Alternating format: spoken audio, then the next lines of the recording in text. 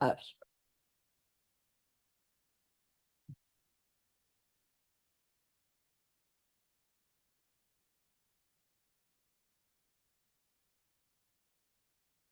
vamos a ver, ¿verdad?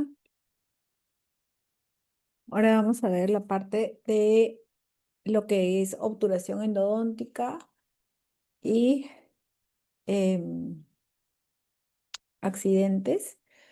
Y luego vamos a hacer una parte de ejercicios de diagnóstico para que quede bien eso en claro con las interpretaciones radiográficas, ¿sí? En lo que es obturación endodóntica, hay que tener en cuenta que acá nosotros ya pasamos por la parte de apertura, ya hicimos nuestra conductometría, em, y ya tenemos nuestra longitud de trabajo. ¿Y qué es lo que tenemos que tener en cuenta? Que todo la medida que hicimos en nuestra conductometría tiene que ser la misma, que se mantenga en toda la instrumentación y que sea la misma para nuestra conometría, porque en la conometría nosotros vamos a verificar prácticamente, esa va a ser nuestra evidencia clara de cómo instrumentamos. Entonces, toda la obturación endodóntica, antes de que yo empiece la obturación endodóntica, yo voy a saber, voy a ver reflejado cómo instrumenté. Entonces, de acuerdo a cómo yo instrumenté mi conducto, yo me voy a dar cuenta si está apto el conducto para ser obturado o todavía tengo que aumentar un poco mi instrumentación, de repente amplificar un poco mis conductos, de repente ampliar un poco más el taper, ¿no? Eh, perdón. Depende de mi instrumentación, va a ser qué tan fácil, qué tan agradable y fácil se sea esta obturación endodóntica. Si yo he seguido una correcta instrumentación, obviamente voy a tener todas las bases para que mi obturación endodóntica sea rápida, ¿no? Sea rápida y sea fácil, más que todo fácil, ¿no? No se complique. Cuando la obturación decimos, ay, que la obturación es muy pesada, muy complicada y todo, es porque no instrumentamos bien. Si nosotros hicimos todos los requisitos correctos en nuestra instrumentación, si mantuvimos el forma original, si mantuvimos esa forma del calibre de ancho en tercio cervical, si tenemos esta forma de embudo en el conducto y si hemos irrigado cualquier cantidad, pues nuestra obturación endodóntica debería ser bien fácil y muy rápida. La intención es que obviamente nuestra obturación sea sin interferencias, sin errores, sin problemas, ¿no? Ese es lo indicado y que tenga éxito nuestra endodoncia. Ahora, hay que tener en cuenta que si bien lo que buscamos es el éxito en la endodoncia, sí, se dice, miren, en inglés un artículo nos dice que el 58% de los fracasos de estas endodoncias se deben a una obturación incompleta. Pero ¿por qué tenemos obturaciones incompletas y errores en la obturación? Las tenemos por la etapa de la instrumentación, o sea, cosas que pasaron en la instrumentación que se van a ver simplemente reflejadas en la obturación. La obturación va a reflejar lo que yo hice en mi etapa de instrumentación. Por lo tanto, si yo tengo bloqueada la zona apical, ¿no? No llegué a mi longitud de trabajo y me quedé corta en la instrumentación, yo no voy a pensar que al hacer la obturación, este va a llegar a su longitud, sino peor, ¿no? Voy a ver reflejado que va a ser mucho más evidente el corte, los instrumentos rotos, las transportaciones, la disminución de la longitud de trabajo, los escalones, la transportación apical. Si hubieran perforaciones, van a hacerse evidentes en la parte de la obturación. Entonces, tenemos que estar bien claros que todo error que nosotros cometimos en nuestra instrumentación, no vamos a estar tan evidentes, no va a estar nunca tan claro como en la obturación de endodoncia, ¿ok? Simplemente va a ser el reflejo de esta.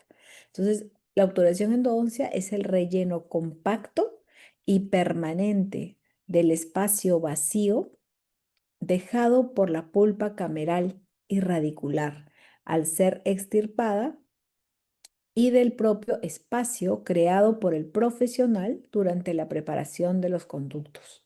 No porque nosotros hemos creado ese espacio con nuestra instrumentación. Entonces nosotros hemos creado ese espacio y ese espacio lo tenemos que rellenar, ¿no es cierto? Lo tenemos que obturar. El nivel de la obturación va a estar relacionada directamente al nivel que yo tenga en mi instrumentación. Si yo he tenido un nivel en mi instrumentación corto, en la obturación la voy a tener corta. Y voy a ver reflejado tanto mi stop apical, que yo lo tengo en la instrumentación, va a ser reflejado en la obturación en la conometría. ¿Ok? El cono de gutapercha va a llegar hasta el número final que se instrumentó y a la longitud en la que se trabajó. Entonces, ¿qué criterios yo voy a tener para evaluar primeramente si una obturación, cómo está, ¿no? Si está correcta, si no está correcta? ¿Cómo evalúo si es que está bien mi obturación? Primero hay que saber, ¿no? Eh, Primeramente tengo que ver en una radiografía. Es muy importante toda esta interpretación que vemos en las radiografías. De acuerdo a eso nos vamos a guiar. En la radiografía tenemos una longitud, ¿no? Una conicidad, una densidad, un nivel de gutapercha y un sellado coronal. Todos estos ítems tenemos que evaluarlos y analizarlos, ¿no? Por ejemplo, en la primera imagen. En la primera imagen que está abajo, vemos eh, un conducto que está está en su longitud de trabajo, pues aparentemente sí, sí está en su longitud de trabajo, no está corto, no está alto, no está sobrepasado, está en su longitud. Pero ahí tenemos que evaluar no solo eso, sino la conicidad. ¿Hay conicidad? No hay conicidad. Pareciera que fuera solamente un cono, ¿verdad? La densidad. ¿Hay densidad? ¿Está bien radiopaco? No. Pareciera prácticamente que hubiera un solo conducto y punto, un solo cono y nada más. Entonces no hay una densidad, no hay una conicidad, no hay ese taper, esa forma de embudo, no existe. ¿El nivel de la gutapercha está correcto? Sí, quizás sí esté correcto, pero no tiene esa conicidad y esa densidad. Lo que quiere decir es que no hay un buen sellado en el ápice. Y por último, ¿qué es lo que tengo que ver? El sellado coronal. Una endodoncia cuando se termina tiene que sí o sí terminar con el sellado coronal. Si yo no tengo el sellado coronal definitivo, con ningún material definitivo, yo estoy pensando de que esa pieza no está cumpliendo con los requisitos para poder tener un seguimiento correcto de esa pieza, porque va a estar expuesta a las filtraciones, ¿no? Coronalmente, que puede filtrar si está con un cemento provisional.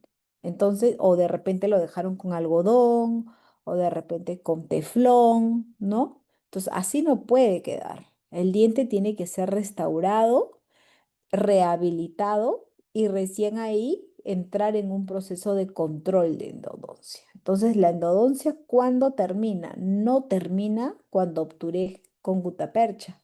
Termina cuando lo sellé con cemento definitivo toda la parte coronal, ¿no? En la otra imagen, ¿qué es lo que vemos? Sí, tenemos longitud, sí, sí tenemos longitud, pero no hay conicidad, muy evidente la conicidad, pero ¿hay densidad? No hay densidad, todas esas jutaperchas están como bailando, ¿no? un cono muy delgado, no hay compactación, hay filtración de esta gutapercha con el cemento, entonces todo eso te indica, y miren la cantidad del proceso que tiene el tamaño, ¿no? Entonces todo eso te indica y está abierta, no hay sellado coronal, ¿no? Entonces todo eso te indica que te lleva al fracaso. En la otra pieza, una muy buena endodoncia, tiene conicidad, tiene longitud, tiene densidad, el nivel de la gutapercha está correcto, todo bien, pero ¿tiene sellado coronal? No tiene. Tiene cemento provisional y tiene un algodón ahí al medio. Entonces, si falla uno de estos ítems, si falla un factor de estos, ya tenemos la posibilidad de que esto fracase, ¿no? Y que no pueda hacer un seguimiento y un control adecuado y por lo tanto se expone a que posteriormente estas piezas lleguen a un retratamiento, ¿no? A un fracaso y que nos lleve a un retratamiento. Ahora, ¿cuándo voy a obturar? Que esto es la pregunta que muchos nos hacemos, ¿no? ¿Cuándo obturamos las piezas dentales? Por lo general, siempre cuando hablamos de conductos vitales, hay que tratar de hacerlos en esa cita. Eh, si acá cuando pongo conducto ampliado y preparado adecuadamente, primero tenemos que tener, obviamente, para cerrar el conducto terminada la instrumentación, ¿no? No podemos dejar en la mitad la instrumentación y decidir obturar.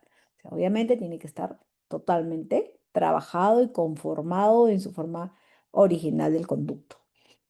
Esto de diente asintomático lo pongo entre paréntesis ya, porque el diente asintomático si es que hubiera algún dolor agudo en un diente que es una pulpitis irreversible, sintomática, por ejemplo, sí es factible obturar el mismo día. Eh, en casos de emergencias, que hay dolores intensos, nivel 10, pero por un diente vital que solamente tiene inflamada la cámara, que no hay bacterias en el conducto radicular.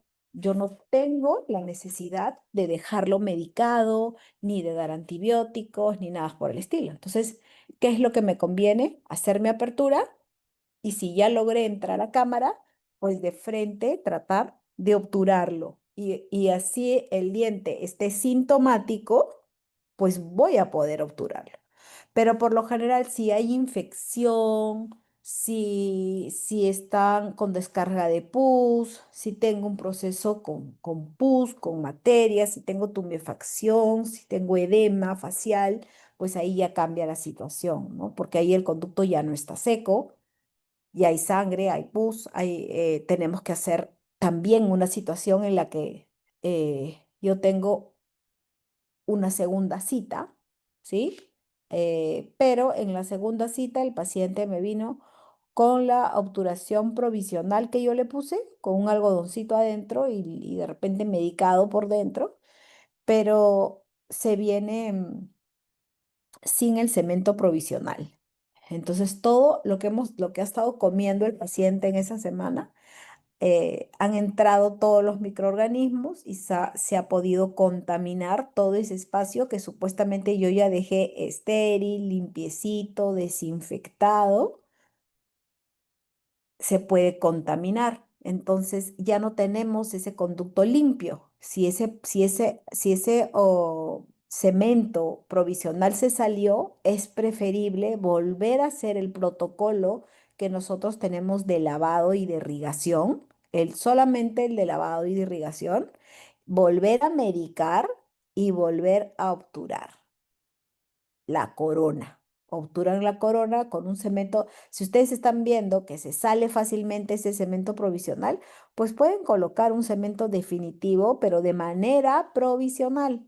Es factible poner un algodón y poner ionómero, ¿no? En el conducto, en cámara, ponen el ionómero, pero de manera provisional. Siempre hay que tener un ionómero, pues, económico, digamos, ¿no? Que sabemos que lo vamos a utilizar como un cemento provisional. ¿no? Otra opción es la ausencia del olor desagradable. El olor, ¿qué nos está indicando? Que hay bacterias todavía. Entonces, si yo a pesar de que lavé, desinfecté, eh, limpié mi conducto, lo mediqué y a pesar de eso, yo tengo un olor desagradable que no se va por ningún motivo, entonces estoy pensando que todavía hay bacterias resistentes, hay microorganismos resistentes. Y si hay microorganismos resistentes, yo no puedo obturar. ¿Qué es lo que toca ahí? Si veo que eso todavía está presente, lo que tengo que hacer es cambiar de irrigante, cambiar de medicación y recién volver a lavar, volver a medicar y esperar una semana más. En lo de ausencia del tracto sinuoso, qué tenemos que tener en cuenta? Que, em, que el tracto sinuoso, si bien empezó de un tamaño, o muy bien desaparece, o muy bien baja de tamaño, como les comenté en el diagnóstico.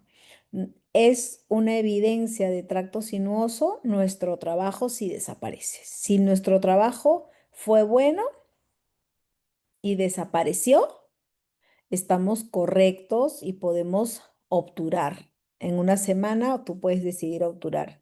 Si bajó de tamaño, también es un avance, estamos bien, desinfectamos, lavamos, medicamos y el siguiente semana lo vuelven a abrir y ya está bajo de tamaño, está ya sin descarga de pus, ¿no? Ven un cambio en el conducto todo limpio. Entonces ahí pueden proceder a obturar. Entonces, siempre acuérdense que en estos casos no se puede medicar, ¿no? Cero antibiótico porque si no, eh, sí nos puede dar falsos positivos o falsos negativos, ¿sí? En la actualidad se aceptan que los tratamientos en un solo paso son aceptables cuando la pulpa es vital, pero hay algunos casos en pulpa necrótica que también se pueden hacer en una cita. ¿Cuáles son esos casos que se pueden hacer en una cita? Uno, los que no tienen patología pulpar. Por ejemplo, hay una necrosis, pero el diagnóstico tiene periodonto apical sano. En esa necrosis, el diente es necrótico, pero se puede acabar en una cita si no hay ningún tipo de lesión. Si hubiera tipos de si hay lesiones grandes, si hay una lesión pequeña de repente, también es factible, porque todos estos dientes van a ser muchas veces pues asintomáticos, ¿no? Si hay lesiones grandes, sí les recomiendo que se haga en mínimo de 2 a 3 citas. Paciencia y, y en esa segunda cita solamente trabajarlo con el protocolo de irrigación, ¿no? Abusar tus 20 mililitros, 15, 20 mililitros de hipoclorito y lento hipoclorito, activarlo, luego tu EDTA, activarlo y luego tu hipoclorito para enjuague. Terminas eso, medicas de nuevo y lo cierras. Eso no te quita más de 20, 30 minutos, ¿no? Vuelven a cerrarlo y lo vuelven a pasar al siguiente cita. Entonces, siempre eso hay que tener en cuenta, ¿no? Por apurarnos, de repente dejamos bacterias que a los 2, 3 días nos pueden causar reagudizaciones y pacientes con la cara hinchada, ¿no? Entonces, hay que tener en cuenta eso. Cuando los pacientes se presentan con síntomas agudos causados por necrosis pulpar, abscesos perirradiculares agudos, la obturación se retrasa por lo general hasta que desaparecen los síntomas. Puede llegar a ser 3 citas, 4 citas, 5 citas, chicos. Entonces, eso sí, cuando hay tumefacción y edema facial, paciencia, mucha paciencia, porque aparte que se hace el control, se tiene que estar monitoreando al paciente, eh, hay que estar medicándolo una y otra vez, ¿no? Si cede con la medicación primera, enhorabuena, pueden ser 3 citas como mínimo, pero si no cede con la medicación, hay que cambiar de medicaciones y eso nos va a demorar un poco más, ¿no?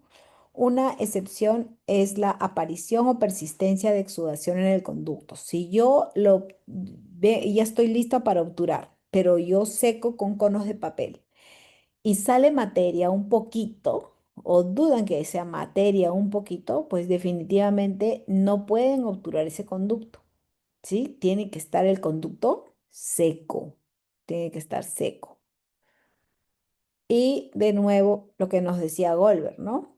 El éxito de los procedimientos de endodoncia depende en gran medida de qué? De tranquilidad, de paciencia y de concentración. Entonces, eso nosotros tenemos que tener en cuenta que conforme nosotros tengamos unas piezas con anatomías complejas, conductos calcificados, ¿no? Y se nos complica la situación, pues el doble de tranquilidad, de paciencia y de concentración y siempre ampliar el tiempo de trabajo, ¿no? Ampliar el tiempo de trabajo. Si estamos apurados, de por sí les digo desde ya que eso tiende a fracasar, ¿no? Tiende a fracasar. Entonces siempre tenemos que darle paciencia a eso. El objetivo de la obturación es efectuar un relleno tridimensional en el sistema de conductos, asegurando que la persistencia de la limpieza obtenida con la preparación, la obturación permite una cicatrización apical y lateroradicular, evitando toda aparición y recidiva de la patología, ¿no? Entonces, lo ideal es que este relleno sea tridimensional, porque si es tridimensional, nos estamos asegurando la limpieza del conducto, que esa limpieza que nosotros obtuvimos en la instrumentación se continúe, ¿no? Que ese trayecto del conducto esté totalmente desinfectado y limpio y sellado tanto en la parte apical como en la parte coronal, con ambos lugares.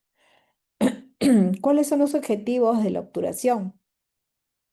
Los objetivos de la obturación tenemos que llenan completamente el conducto, llegan exactamente en la unión del CDC, que es la ideal, lograr un cierre hermético en la unión cemento-dentinaria, contener un material que estimule los cementoblastos y obliterar biológicamente la porción cementaria con neocemento, porque lo ideal es que nosotros obturemos, que pongamos un cemento que genere pues tejido calcificado, tejido duro, y estimule estos cementoblastos para que se cierren, ¿no? Y cicatrice prácticamente el ápice.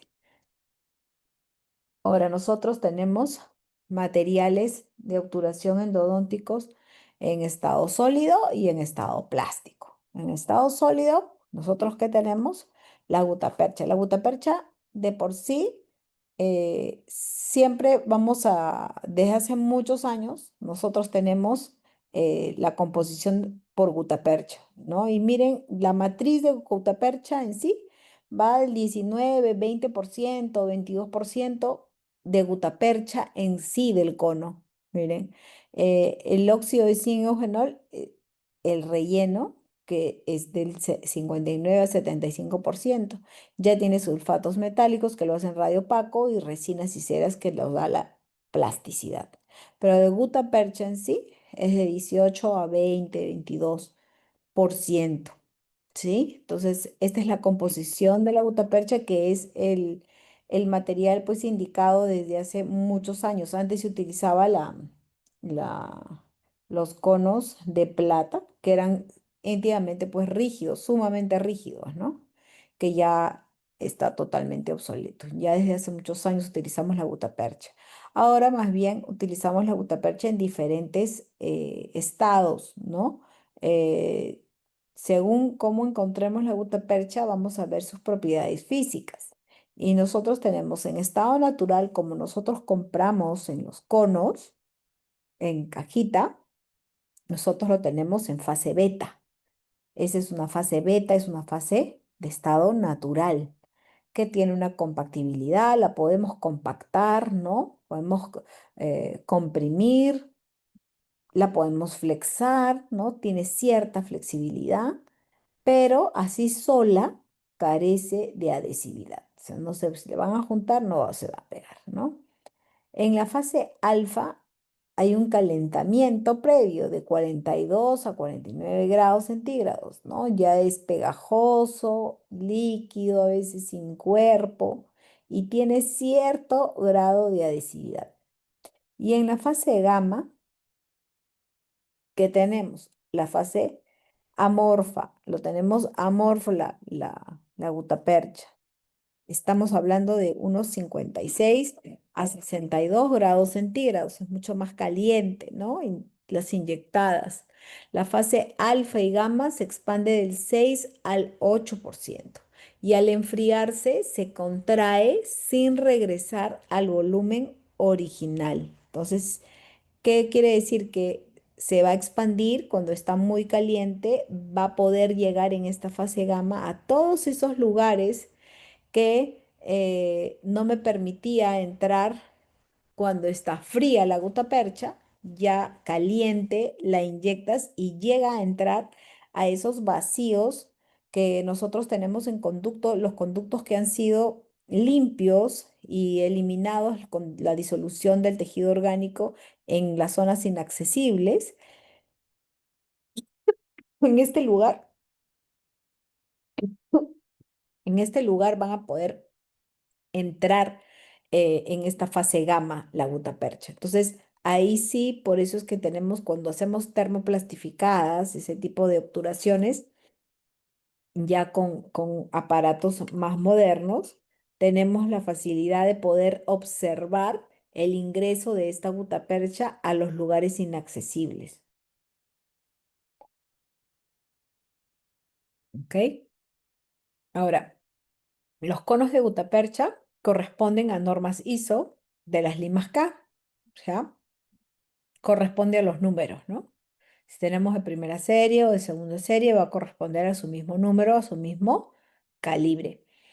Existe primera, segunda y tercera serie. Cada vez ya está desapareciendo lo que es tercera serie, más que todo desde la aparición de los cementos bioactivos, biocerámicos o cementos pues a base de silicato tricálcico, ¿no? Entonces, cuando aparecen estos cementos ya tratan de desaparecer, ya se está desapareciendo estos conos de tercera serie, porque ya se considera ápice abierto a partir de un número 80, y 80 es pues segunda serie, y a partir de 80 ya no se obtura con gutapercha, sino únicamente con cemento de frente, solo cemento, como un tapón de MTA, ¿no? De MTA o de silicato.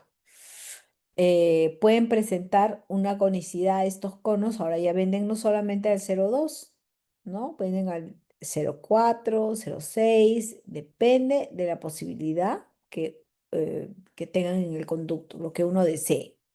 Deben de presentar un ajuste apical posterior a la instrumentación biomecánica. Debe de presentarse como la conductometría, ¿no? Un ajuste apical y la longitud de trabajo adecuada. Entonces, eso debe ocurrir tanto en la lima inicial como en mi conometría. Mi cono tiene que tener un ajuste apical para que esté sellado, ¿no?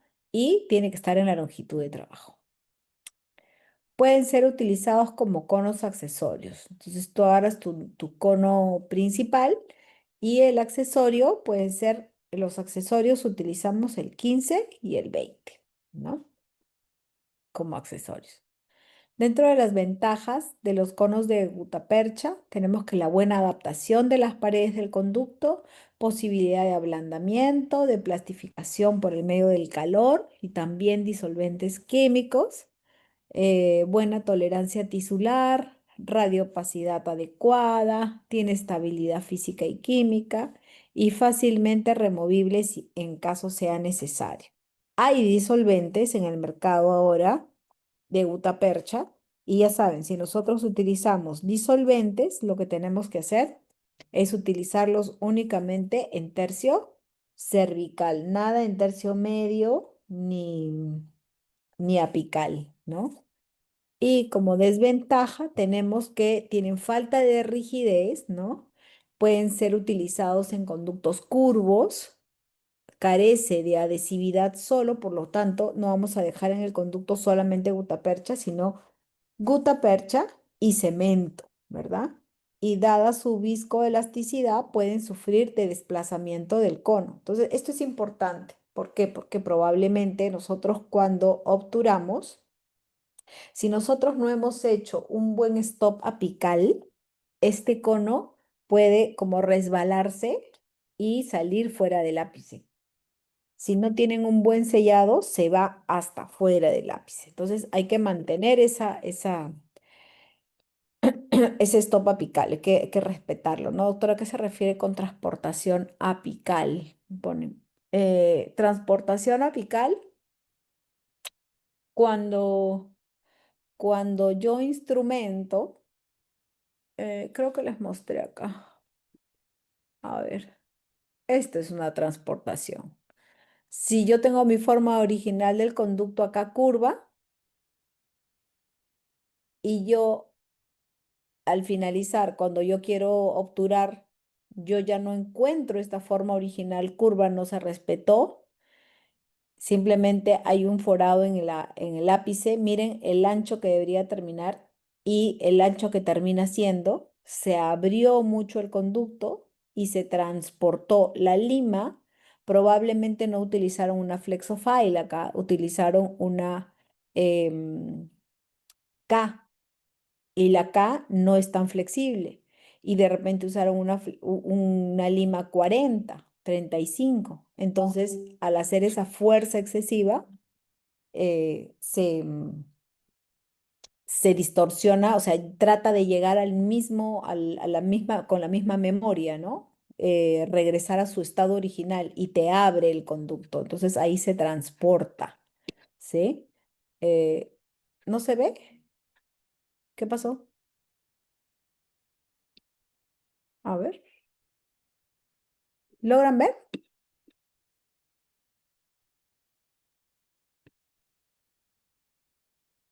A ver. ¿No se logró ver? A ver, a ver, a ver, a ver, ¿qué pasó? ¿Me escuchan ahí? ¿Me escuchan?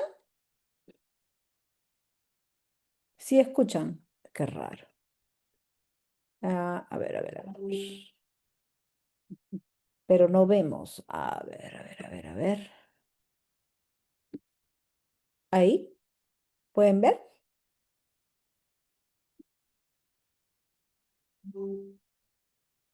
¿Ahora sí? Ya. Repito, ¿ya? Repito. En lo que hablo, cuando hablo de transportación, hablaba de esto. Cuando yo no guío esta forma original del conducto que tiene su curvatura, miren el ancho que debería de tener el foramen. Es este blanco, nada más es el ancho, el blanco. No esto rojo. Esto rojo, está toda esta imagen roja, es la transportación, es lo que no debe de ocurrir. Cuando yo obturo y quiero poner un cono de gutapercha, mi cono de gutapercha tiene que tener esta curvatura. ¿No? Esta curvatura.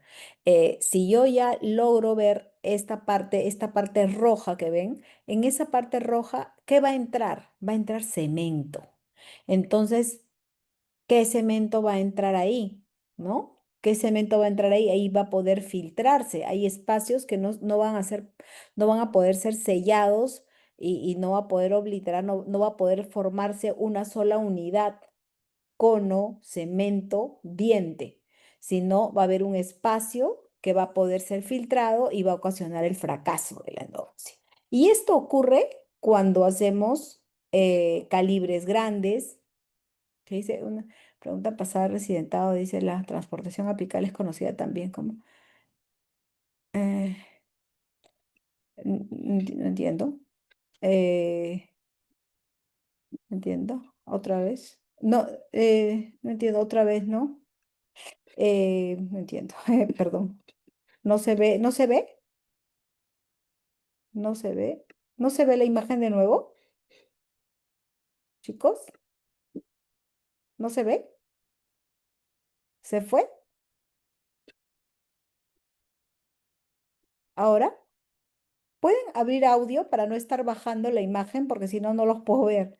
Yo no sé si pueden activar sus audios para no tener que bajar. A ver, espérense. Voy a tener que, es que yo tengo que estar sacando la imagen para poder leerlos a ustedes. ¿Pueden escucharme?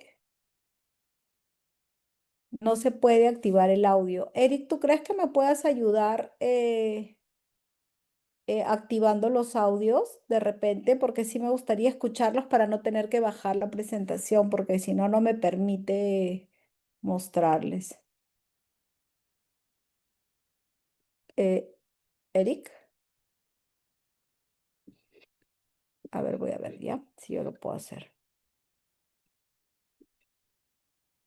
Habilitar. Sesión. Eric,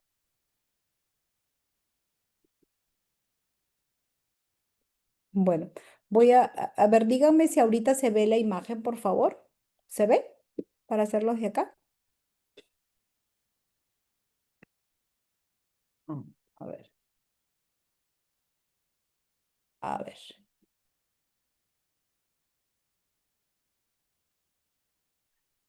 ¿Ahí se ve? ¿Sí se ve? Ok. A ver, lo dejo así, ¿sí? Para poder explicarles, ¿sí? Lo voy a dejar ahí. Ok, sí se ve. Ok, lo voy a dejar así para poder explicarles mejor, ¿ya? En esta parte roja que ven, esta parte está ocasionada, ¿por qué? Porque hicimos demasiada presión de repente, mucha presión con la lima. Utilizamos una K en vez de una flexofile. ¿Qué también puede pasar? Que instrumenté muy rápido, a ver, voy a prender mi cámara para ver si me pueden ver porque quiero hacer un movimiento de las manos. A ver, no sé si me pueden observar. Ya, miren, cuando nosotros instrumentamos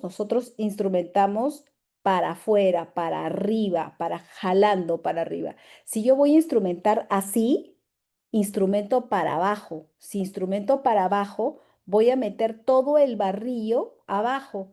Y si instrumento con una lima acá, que es recta, que va a tender a regresar a su forma original, la lima, a la rectitud, a la memoria, va a tener memoria y va a tener a que no quedarse curva, sino regresar y ponerse recta, entonces no va a respetar esa flexibilidad. Entonces va a ocasionar esta transportación. Em, Transportación o pata de elefante también le llaman, ¿no? Entonces regresa a su sitio.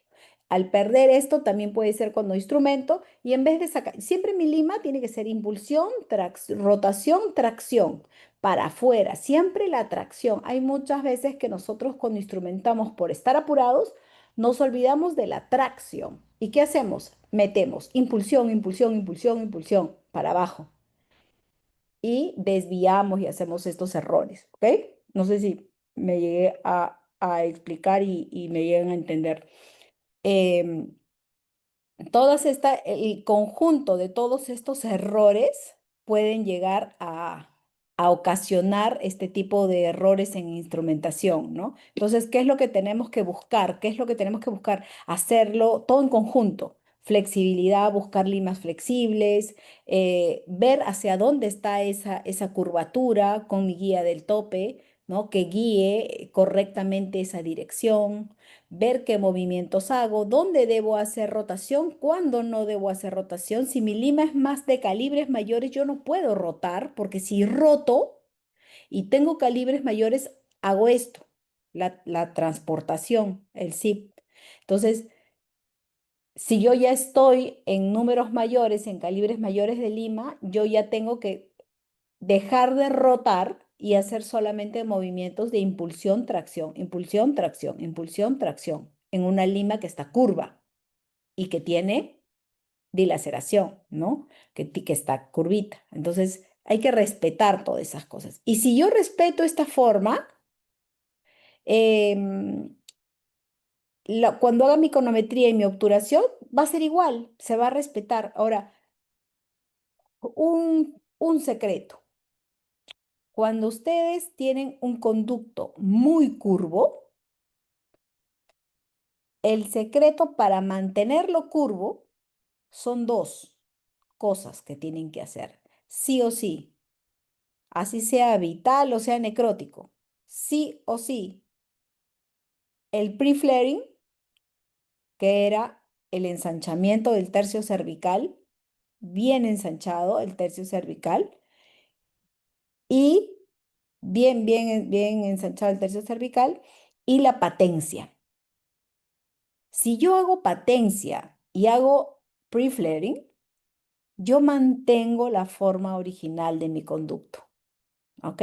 Yo mantengo la forma original del conducto y es bien difícil que tengan todos estos problemas. Con la patencia no les va a pasar todo este tipo de errores. No van a tener un bloqueo, no van a tener disminución de la longitud de trabajo, formación de escalones, transportaciones, perforación. Todo esto se va a evitar haciendo un buen pre-flaring y una buena patencia.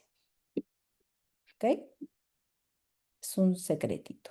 Bueno, seguimos, ¿ya? No sé si se entendió. ¿Está bien? ¿Se entendió? ¿Se pudieron verlo? Díganme si quieren.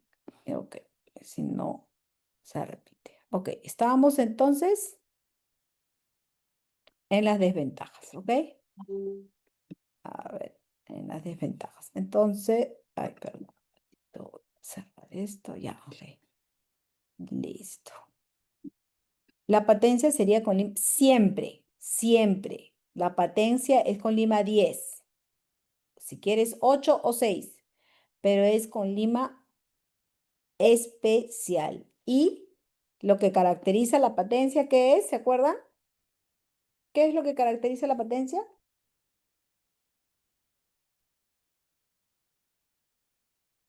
Que es pasivo.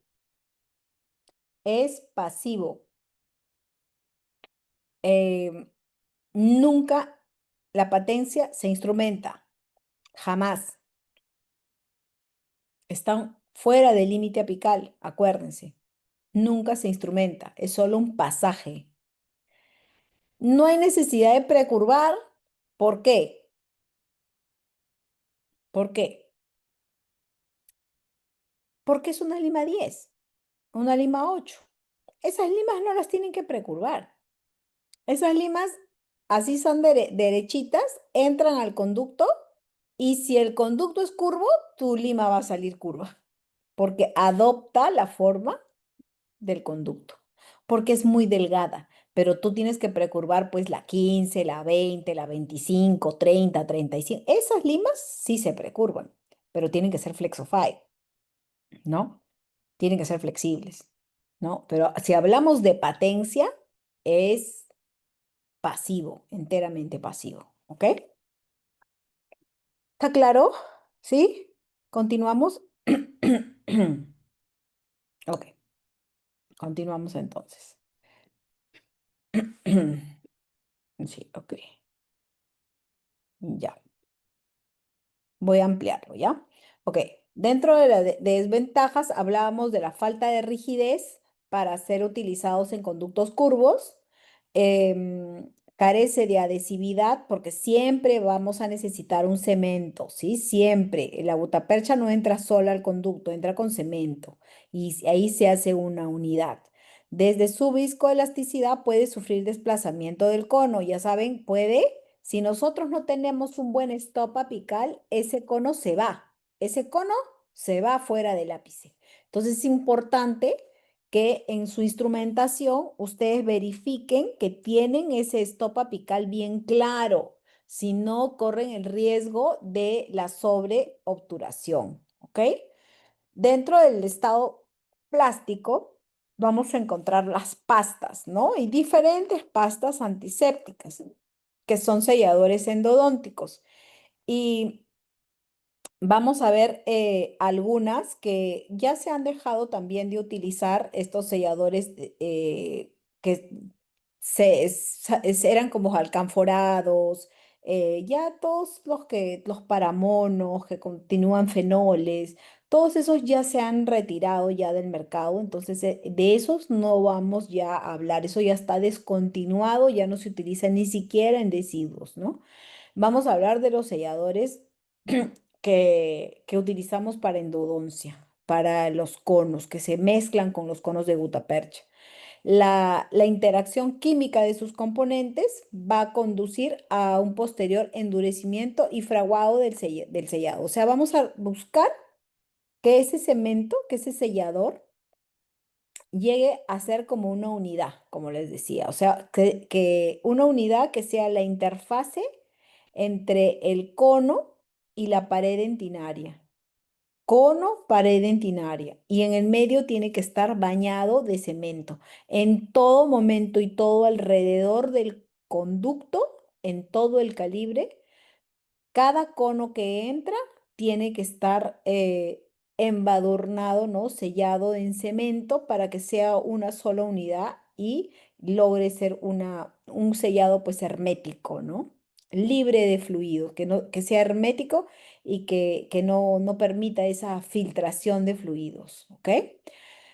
Los cementos selladores complementarán que el sellado apical, ¿no? Las irregularidades del conducto radicular, el espacio entre las paredes del conducto y del material de obturación rígido, la obturación de los conductos laterales y el control microbiano. O sea, ¿qué quiere decir esto? Que cuando yo utilizo mis cementos selladores del conducto en endodoncia, obviamente, ¿se acuerdan que hablábamos que habían espacios de anatomía de conductos que eran zonas inaccesibles? Bueno, en esas zonas inaccesibles que yo puse la activación de mi sol porque no llegaba mi lima, puse el factor químico ahí para que trabaje, ese conducto inaccesible se ha quedado como un tubo vacío. Ese vacío tiene que ser rellenado, lo ideal es por estos cementos.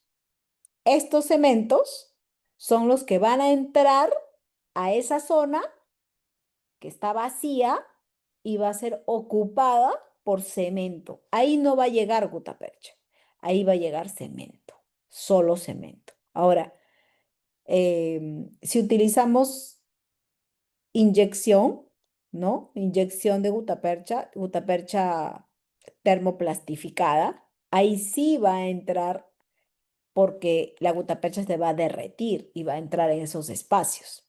Ahí sí. Pero si no, si hacemos una obturación convencional,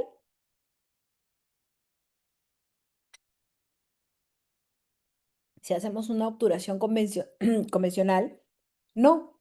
Entonces ahí solamente entraría el cemento, ¿ok? Entonces,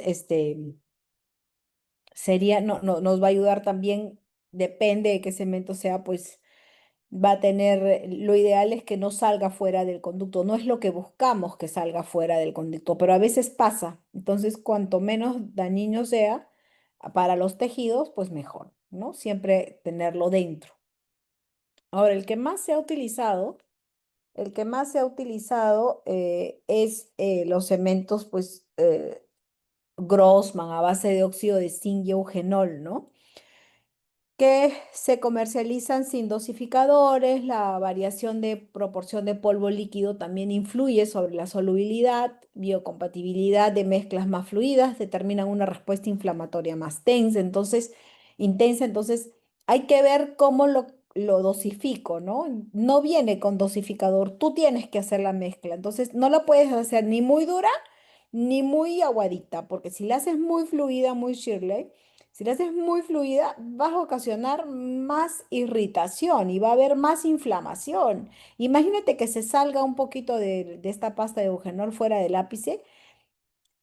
Duele, al paciente le da dolor posoperatorio. Acuérdense que el eugenol cuando choca la mano, el tejido de la mano, los dedos, duele Más de 48 horas les está ardiendo, por más que se lavan, no pasa el dolor. Arde. Entonces, imagínense en el tejido, ¿no? Igualito en el tejido apical. Igual va a ocasionar una irritación. Entonces, lo ideal es que esté dentro del conducto, ni muy líquido ni muy duro, ¿ok? El tiempo de fraguado aproximadamente son 24 horas a 72. Por lo tanto, cuando hacemos postes, nosotros tenemos que tener en cuenta que lo mínimo son 24 horas y a las 72 horas pueden trabajar normal para hacer desobturaciones con Gates, ¿no? Ahora, eh, hay que tener en cuenta que hay diferentes tipos de cemento Grossman, ¿no? Tenemos estos N-Rickets, los Endofil, que es el que más se utiliza, ¿no? El endometasone que tiene corticoide, ¿no? Y antibiótico algunos, entonces los ponen para necrosis. Cementos Grossman así simples, los de Proquiden, son cementos polvos que utilizan aparte con cualquier eugenol. ¿No? Es una opción. Y más o menos en la consistencia, les puse este video para que vean cuál es la ideal consistencia del eugenol. Miren, cuando yo lo cambio, volteo la espátula y miren cómo cae, ¿no? Como un hilo se forma, como un hilo, entonces, ay, como un hilo y no cae inmediatamente, sino demora un poquito en caer. Si yo volteo, no cae rápido, entonces se forma un hilo. Ahí está. Esa es más o menos la consistencia en la cual yo voy a poder trabajar el ojenol, ¿ok? Em, la superficie es tersa, brillante, lisa. Lo que tienen que hacer es verificar que no hayan grumos, que sea muy liso, ¿no? Porque si hay grumos, ahí sí no va a haber una compactación, pues, hermética, un sellado hermético bueno, ¿no? Tiene buen corrimiento, si ustedes lo espátulan bien, esperan una formación de un hilo en la loseta con la espátula, ¿ok? Los cementos a base de resinas, estos son bastante usados ahora, bastante usados, son uno de los que más se utilizan, la verdad ahora ya cada vez está más descontinuado el eugenol, no es malo porque se ha usado durante muchos años, o sea, yo he trabajado mucho con cementos de Grossman y la verdad me ha ido bastante bien, entonces tampoco es que lo pueda descartar del todo. Es un cemento que es bastante económico a comparación de todos los demás que han salido, ¿no? Entonces, si no hay las posibilidades de comprar los otros tipos de cemento, pues esa es una opción. Acuérdense lo que dijo Kutler, ¿no? Los que hablaba. Es más importante lo que sacas del conducto que lo que metes dentro del conducto. Independientemente, obviamente, va a ser más importante ¿qué sacas de tu conducto? ¿Cómo lo desinfectas, lo limpias, lo instrumentas para retirar todo el contenido necrótico? Que si tú pones un cemento Grossman o pones una resina o pones una base de silicato. Entonces, independientemente del cemento que pongas, es más importante que tú hayas hecho una buena desinfección y una buena instrumentación. ¿Ok? Que eso nos quede. Bueno, este otro cemento que es a base de resina se empezó con estos H26, luego la H Plus se mejoró, los Topsil, el Adhesil, este es uno de los últimos que se utilizan, los de Meta, que son cementos que ya vienen dosificados, ¿no? El Adhesil solamente inyectas en tu bloxito y y ya lo tienes listo para utilizar. Estos que son los iniciales todavía tenían formaldehído y ahora los plus ya no lo tienen, ¿no? Pero tienen una ventaja estos, que tienen muy buen corrimiento. Entonces, eh, los conos te van a obturar muy bien, tienen una buena radiopacidad, son muy adhesivos y tienen una ventaja estos de resina. Que ahora, ¿qué utilizamos? ¿Utilizamos postes de metal o postes de fibra de vidrio? Postes de fibra de vidrio. ¿Cómo se cementan esos postes de fibra de vidrio? Se cementan con cementos resinosos, ¿verdad? Y los cementos resinosos tienen muy buena adhesión con estos cementos a base de resinas, lo que no pasa con el eugenol. El eugenol y la resina, no hay adhesión en eugenol y resina. No hay buena adhesión. Entonces, Si tú usas tu cemento de resina y tu poste de resina, pues va a ser más compatible, ¿verdad? Entonces, eso también hay que tener en cuenta. ¿Ok? Con respecto a eh, los costos, chicos, a ver, un Grossman está a 30 soles, 28 soles. Uno de resina les puede costar 90 soles aproximadamente, ¿no?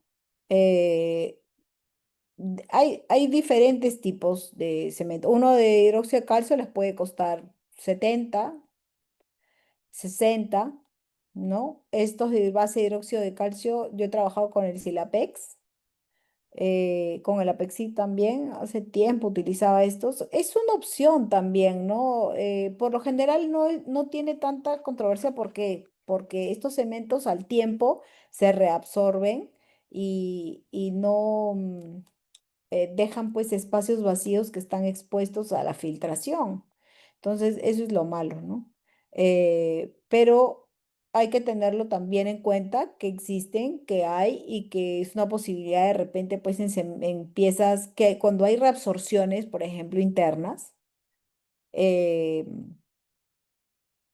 una opción es cementarlos con esto. De repente la endodoncia, si voy a hacer una reabsorción interna. Lo que pasa es que ya el hidróxido de calcio es muy bueno, pero ya salieron los silicatos tricálcicos. Entonces, cuando ya sale el silicato, ya es como que el hidróxido de calcio es eh, ya pasó, ¿no? Ya pasó a segundo plano, ya lo mejoró el silicato. Entonces, ya puedes obturarlo con hidróxido de calcio, pero sabes que existe uno mejor, ¿me entiendes? Entonces, si puedes comprarlo, pueden pagarlo, pues uso el que es mejor calidad, ¿no? Yo ya sé, ya hay la suficiente evidencia científica para utilizar cementos a base de silicato. Entonces, todo lo que sea hidróxido de calcio es como que ya se va desplazando, ya es ¿cómo se dice? Eh, ya forma parte como que del pasado, ¿no? Pero no se elimina por completo porque es bueno y es económico, a diferencia de los cementos, pues, a base de silicato, ¿no? Ya, esa es la diferencia. Porque con estos de hidróxido de calcio yo los puedo utilizar en reabsorciones o por lo menos en cemento solamente eh, provisionales, ¿no? Como medicamentos provisionales, ¿no? Estos cementos a base de ionómero, que también son otra opción, los de ionómero ya han salido del mercado. Los digo porque para que lo sepan, que han habido, el Endión, es un cemento que si bien tenía muy buena adhesión y muchas cosas a su favor, buena adhesión, buena compactación, buen sellado, todo, tenía algo malo, que era, que era muy difícil de retirarlo. Entonces, si no hay cómo retirar este ionómero de vidrio, no podía hacer retratamientos. Entonces, si yo no puedo hacer retratamientos, anulado. Anulado porque no hay ningún solvente que me lo retire. Entonces, anula todas las ventajas de adhesión, radiopacidad, contracción mínima, buen sellado, ya lo anula, ¿ok? Y los últimos, como les dije, que son a base de silicato tricálcico. Los de silicato tricálcico eh, ya vienen a transformar como que otra parte de la obturación, ¿no? ¿Por qué? Porque ya con los silicato tricálcico se cambia todo el enfoque. ¿Por qué? Porque ya se habla de obturación hidráulica. Cuando hablo yo de obturación hidráulica, ¿qué quiero decir? Que solamente hablo de un cono único, y que solamente a mí lo que me importa es rellenar el conducto de cemento. porque ese cemento está a base de silicato. El base de silicato, acuérdense que mejor sellado que con ese cemento, pues no vamos a tener, ¿no? Entonces, simplemente le ponen un cono único por si quieres hacer un retratamiento, ¿no? Y ya. ¿Quién trabaja ahí? El cemento. ¿Quién cubre, quién hace el sellado? El cemento. Pero em, la dificultad, como les dije, es el precio. Un BioRoot, nos estamos hablando de casi 900 soles que cuesta el cemento. Entonces, no es tan fácil trabajar con un cemento tan caro, ¿no? No sé qué tanto sea factible. Ahora han salido más baratos, ¿no? Han salido de muy delgaditos, muy chiquititos, pero 150 soles, ¿no? Entonces estamos hablando que es un cemento caro para muy pocas endodoncias y versus un, no sé, pues eugenol que te cuesta 30 soles y te alcanza para 100 endodoncias. Entonces, el otro que te cuesta 900 soles, un pomito pequeño que bueno, te alcanza para varias, pero vienen pocas pipetas también, ¿no? Entonces, es cuestión también de tener en cuenta la parte económica, ¿no? Eh, pero si los vas a escoger, se supone, si los vas a poner los 5 tipos de cementos que son a base de eugenol, a base de resinas, a base de ionómeros, a base de ionómero de vidrio, de silicatos y de hidróxido de calcio, entonces tenemos el que más se utiliza, el que menos irritación tiene, buen corrimiento, buena radiopacidad y económico son los resinosos, ¿no? Que vienen a superar a los de eugenol. Pero también tienes la opción de trabajar con los de silicato, pero los de silicato ya tienen otra forma de trabajar porque con los de resina tú puedes trabajar la misma forma en las que trabajas antiguamente, ¿no? Con tu cono a base de eugenol, con tu sellado a base de eugenol. El silicato tricálcico a base de silicatos, estos cementos no se pueden calentar, por lo tanto no vas a trabajarlos igual que, otro tipo de endodoncia. Entonces, dentro de los métodos de obturación, nosotros normalmente, ¿qué hacemos? La compactación, la inyección termoplástica y la gutapercha en vástagos. La compactación, que es lo convencional que hacemos, no lo podemos hacer con un cemento silicato tricálcico a menos que sea fría. La compactación caliente no la podemos hacer con estos silicatos porque las deshidratas. Si los deshidratas, fragua el cemento de silicato, entonces es diferente. No sé si me dejo entender. O sea, tiene su ventaja y su desventaja. La final es, en resumen, eh, como les dije, más importante lo que se saca que lo que se pone. Vean qué tipo de cemento trabajen y evalúen cada uno mm, entre sus ventajas y sus desventajas qué tipo de cemento puedes utilizar, ¿no? Y también tiene que ver la restauración que hagamos, la rehabilitación que hagamos, ¿no? Bueno, hablando un poco de la técnica de obturación, ¿qué hora es ya? Las 5:15, ok. Hablando un poco de la técnica, tenemos compactación, inyección termoplástica y gutapercha en vástagos. Cuando hablamos de compactación, puede ser lateral al frío, que es lo que normalmente hacemos, lateral caliente o vertical caliente, ¿no? Y la termomecánica, que la termomecánica es muy buena también. Ahora vamos a ver. La descontaminación primerito con conos de gutapercha siempre con hipoclorito de sodio en un vaso de apen o en una jeringa, con la jeringa que estamos utilizando para lavados, sacan la agujita y meten el conito ahí, ¿no? El cono principal es el que va desinfectado, ¿ok? El principal, el que va sellando en el lápiz. En la técnica de obturación con gutapercha vamos a necesitar nuestros finger spreader, los espaciadores, ¿no? El A, B, C, D. Generalmente los que más utilizamos son el A y el B y estos compactadores con gutapluger para compactar, ¿no? En frío. Una vez que corto la gutapercha en caliente, yo compacto en frío. ¿no? Siempre embadurno el conducto, ya sea con mi cono principal o también puede ser con una lima estéril que llevo al conducto todo el cemento y embadurno todas las paredes del conducto antes de poner mi cemento, ¿ok? Para cerciorarme que está todo con cemento. Y voy colocando, obviamente, primero mi cono maestro. ¿Para qué? Para asegurarme que hay un sellado correcto en apical y luego añado los accesorios previo espaciador. Si yo utilizo un cono 15, yo voy a utilizar un espaciador A, el amarillo, que es un poquito más grueso que mi cono 15. Si yo utilizo cono 20, tengo que utilizar el B, el rojo, para que me haga espacio, sea más grande y reciba un cono amarillo. Entonces, todas esas cosas intermitentes, ¿no? Uno, uno, uno, uno, uno, uno. Y así voy sellando todo hasta formar una unidad, ¿no? Hasta formar una unidad.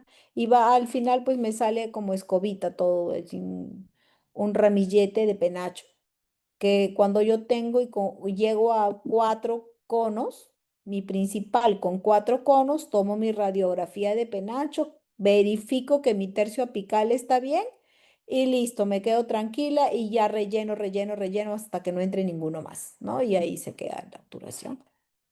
Corto con cureta caliente al rojo vivo y compacto con mi Juta Plugger hasta apical, ¿no? Hacia apical compacto. Ese sería mi obturación, pues, lateral, lo convencional. Acá pongo esta slide porque es importante saber que es importante trabajar con la gutapercha de la misma marca. Si se dan cuenta, esa negra es una marca y la del costado de la accesoria es otra marca. Yo no tengo, si bien son ISO, ¿no? Son calibradas, no hay un calibre para la longitud y probablemente el grosor también a veces varía. Entonces, yo no puedo asegurar que ese cono, perdón, está entrando a la misma altura que el maestro. Si yo voy a poner un accesorio y va a entrar más que el maestro, pues ahí me asusto, ¿no? Porque estoy entrando y quiere decir que mi maestro no está sellado bien, no está cerrando bien ese conducto. Y que hay un espacio que está flojo, no está ajustado, no hay ajuste apical. Entonces, si está flojo, el accesorio yo lo pongo y se va a ir fuera del ápice y voy a tener una sobreobturación. Entonces, tengo que tener en cuenta para que esto no ocurra. El maestro tiene que estar abajo y arriba los accesorios. Y siempre tengo que hacerlo con la misma marca de conos, ¿ok? Entonces, ¿qué es lo que hago?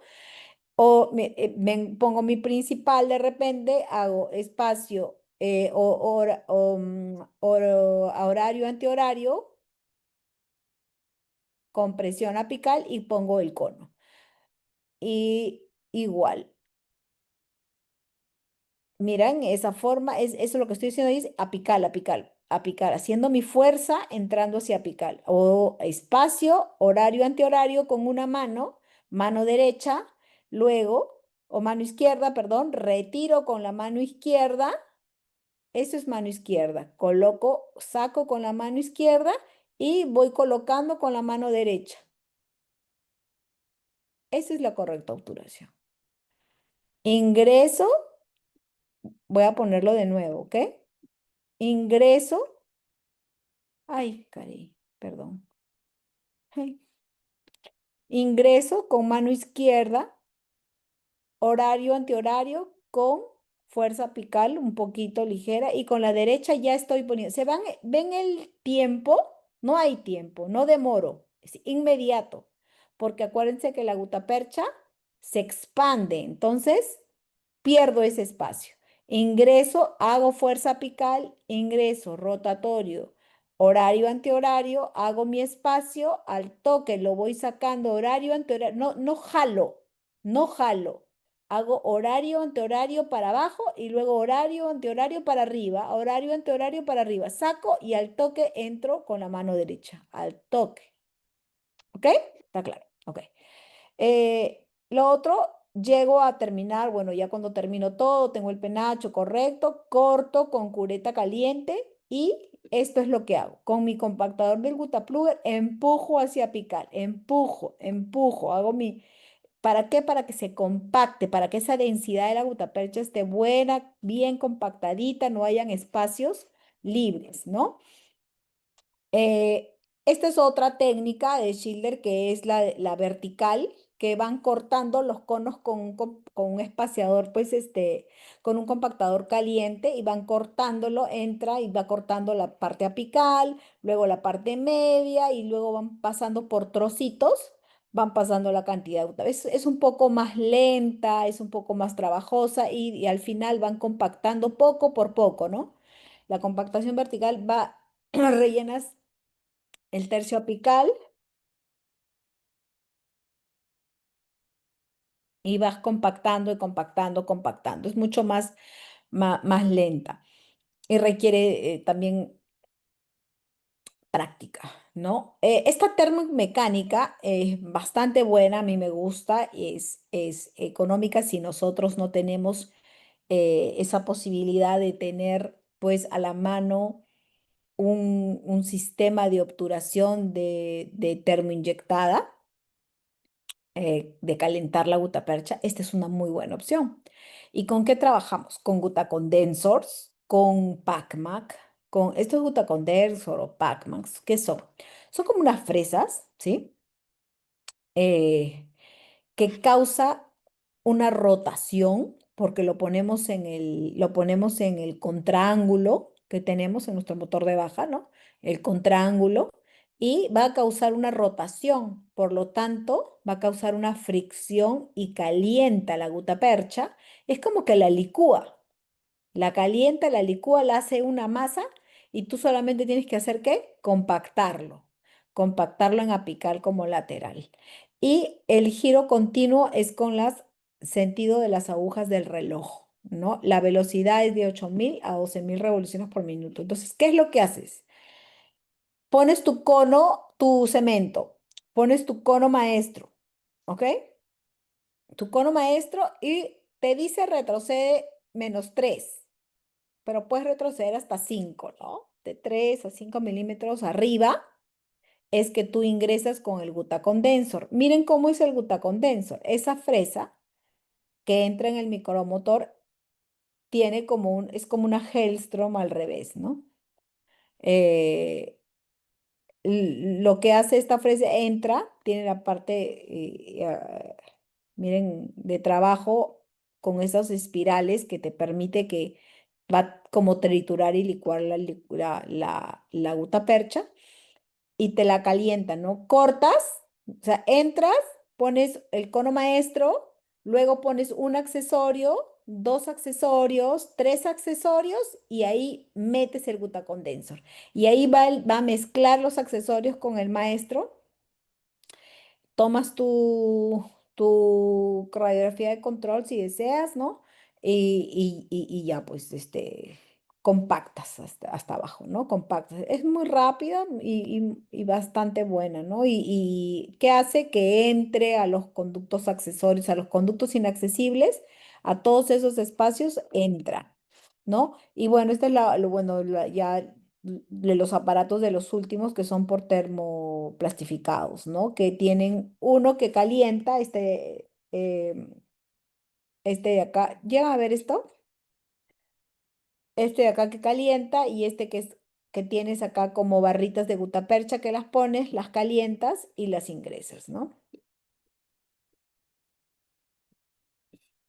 Esto decía. Ay, perdón, perdón. Ahí. Ahí tiene una que para calentar y en la otra que pones tus barritas y inyectas. Y vas inyectando la gutapercha y vas compactando, inyectando, ¿no? Y compactas y rellenas al final backpack, porque empujas hacia apical, y backfill, que tú rellenas y vas retrocediendo y vas rellenando todo del tercio medio a tercio cervical y ya rellenas nada más con inyección de gutapercha, ¿no?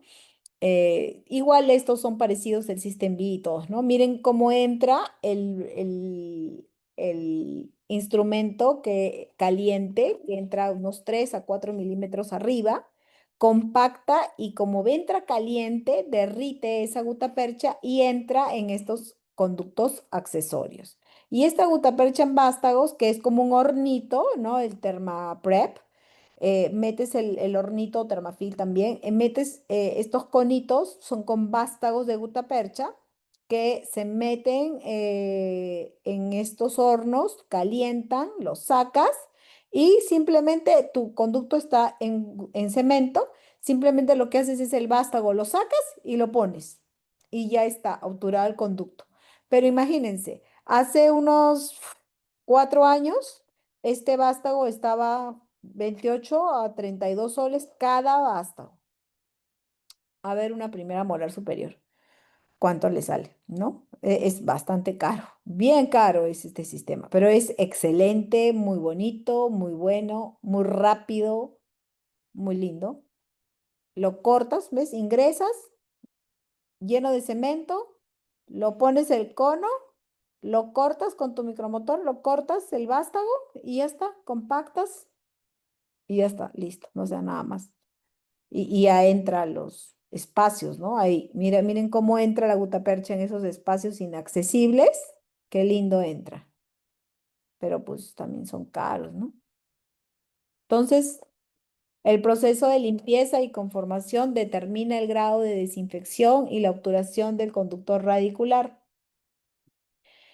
Del espacio, la obturación del espacio radicular. El mantenimiento de un sellado coronal eficaz y una restauración adecuada son una parte esencial del éxito del tratamiento endodóntico. Entonces, ¿qué tenemos que de todas maneras tener en cuenta? Que el éxito del tratamiento de conductos se basa en los principios más amplios que incluyen diagnóstico, planificación, conocimiento de la anatomía, morfología, los conceptos de debridamiento, de instrumentación, de desinfección, de irrigación, de obturación y al final de restauración coronal. Ahí recién yo puedo hablar de eh, hacer un control y evaluar cómo va a ir mi endodoncia y esperando tener un éxito en este tratamiento, ¿ok? Hasta la restauración coronal desde el diagnóstico. ¿Alguna pregunta para ver el último tema?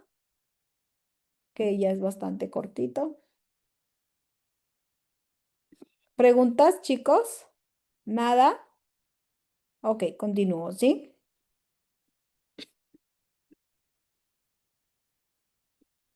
Dentro de los accidentes que pueden ocurrirnos en endodoncia, vamos a ver que primero, antes que tratar los accidentes, pues primero es prevenir, ¿no? Entonces hay que tener un conocimiento de qué es lo que podría pasar.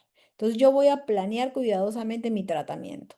Comenzando, tengo que conocer las posibles enfermedades sistémicas que pueda tener mi paciente, hacer una buena historia clínica, disponer de todo instrumental que necesite, nuevos en buen estado y conociendo cabalmente el uso y manejo de estos. No inicien nunca una endodoncia si no tienen absolutamente todos los materiales, ¿ok? Siempre, a cualquier duda, rayos X, porque esto es a ciegas. Emplear siempre, sí o sí, dique de goma. Y 6, conocer la toxicología de los fármacos utilizados, dosificación y empleo. Ahora vamos a dividirlos, ¿no? Por etapas, ¿ok? Para hablar más rápido. ¿Qué podría pasar? Esto vamos a verlo poco a poco por etapas hasta la obturación. En el diagnóstico, ¿qué podría pasarnos? Verificar que si mis radiografías son enlongadas o son acortadas o escorzadas, si están fuera de foco, ¿no? De repente estoy yéndome para otro diente, viendo que sea una radiografía de doble exposición, tomarla exactamente como debe ser esta imagen, ¿no? Lo más cercano a la realidad. Entonces, tengo que tener una buena angulación. ¿Qué cosas más pueden pasar? Que Si yo tomo en caninos y en molares, ahí tengo que tener más cuidado porque ahí es la zona frecuente que me pueda salir muy enlongada estas raíces. Entonces, hay zonas que tengo que tener más cuidado. ¿Qué puedo hacer? La solución para hacerla, puedo tomar para la parte del diagnóstico los posicionadores de placas. El uso del portaplacas o posicionadores, cuando hago endodoncia, puedo utilizar este que es la EndoRay. El EndoRay tiene un espacio y una cajita como para el clamp. Los otros no. Este sí. Entonces, este EndoRay te permite hacerlo durante todo el tratamiento de endo. En cambio, el otro, el posicionador, solamente para el diagnóstico. Entonces, es una posibilidad. Otro error que podría pasarnos, otro accidente que podría pasarnos, que sea que yo, pues ya esto se disminuye con la digital, ¿no? Con lo digital ya tenemos placas de fósforo, tenemos RBG, entonces eso nos ayuda. Pero si no tenemos eso, ¿qué podemos hacer? Eh, el problema más común es el revelado que lo hayamos hecho o mucho tiempo, que sale negro, o muy poco tiempo, que nos salga todo clarito y casi transparente. Eh, la solución es las radiografías que están muy oscuras, tratar de ponerlas un poquito más de tiempo en el fijador para que trate de aclararlas, ¿no? Y las radiografías demasiado claras, ¿qué nos quieren decir? Que han estado poco tiempo en el revelador. Entonces, tomar otra placa y ponerla un poquito más de tiempo en el revelador. Las demasiado oscuras, mucho tiempo en el revelador. Entonces, si yo no logro aclararlas en el fijador, eh, tengo que tomar otra placa y dejarlo menos tiempo, ¿ok? O más tiempo según lo que ocurre, lo que necesite. Otra es que yo no enjuague bien las placas, porque una cosa es tu buen revelador, tu buen fijador, listo, y ya no le enjuagué. No, hay que quitar ese fijador de las placas, porque si no se van a ver café, marrones o desaparece la imagen totalmente. Entonces, ¿para qué hago esto? Eh, ¿Para qué digo esto? Para que tengan la necesidad siempre que esas placas tienen que ser lavadas por agua continua del caño 15 o 20 minutos después de utilizado el fijador. Entonces, resumen, esto quita tiempo.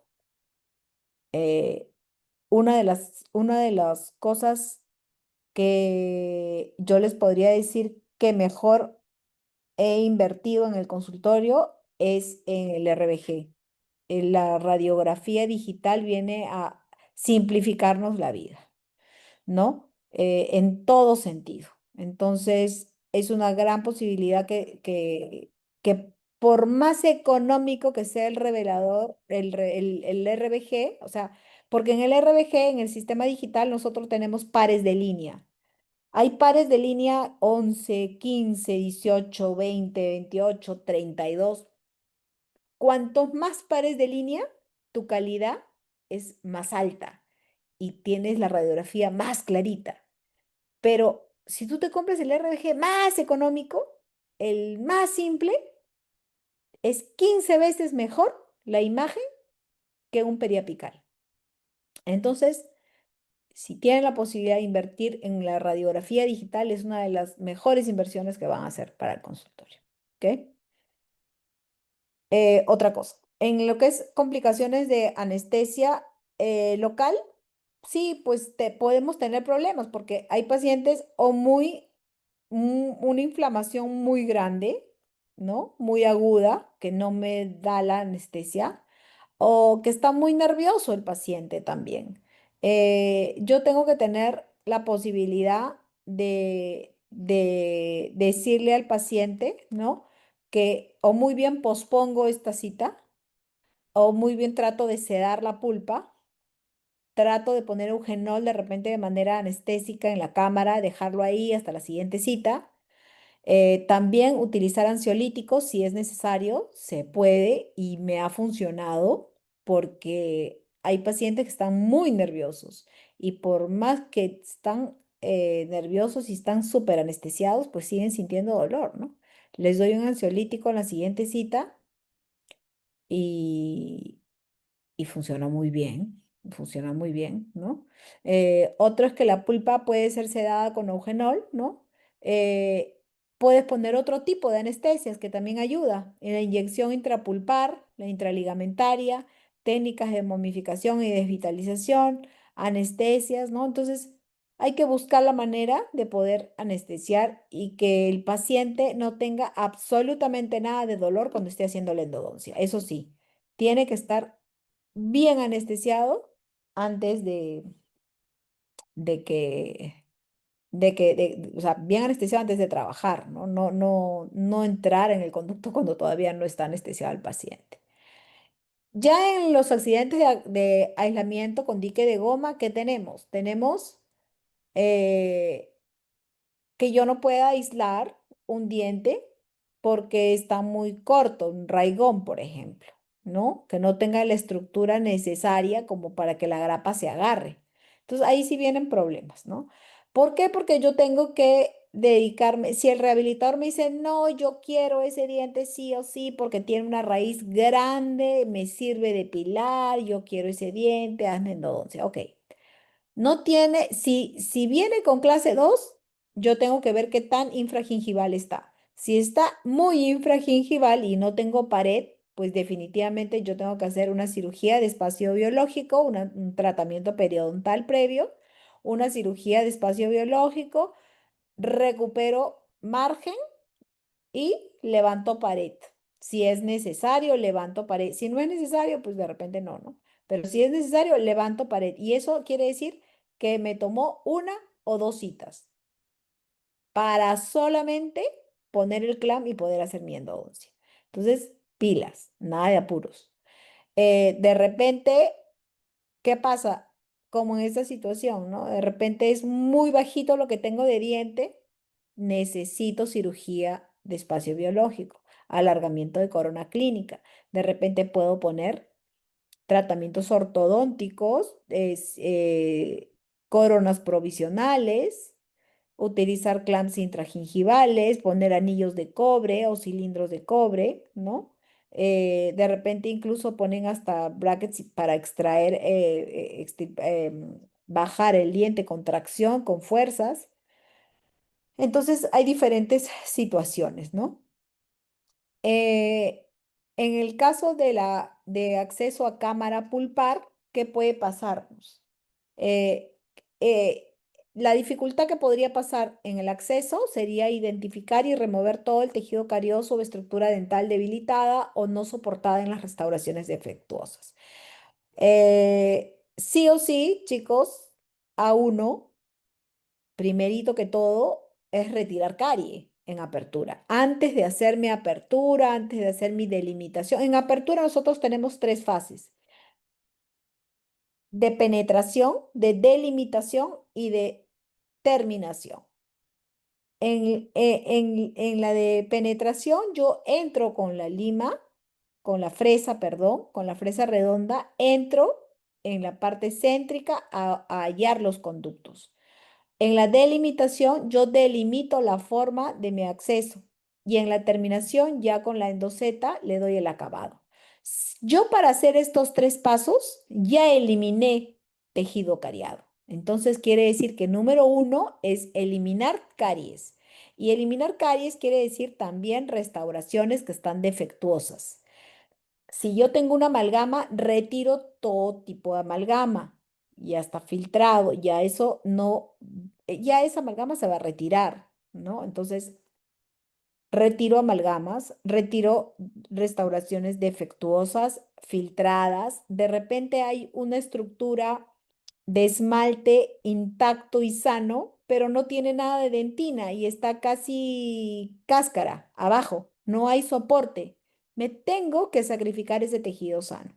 Entonces, hay que eliminar toda estructura que sea cariada o que no tenga soporte, ¿ok? Eh, para el acceso adecuado a cámaras, de repente el encontrar conductos, ¿no?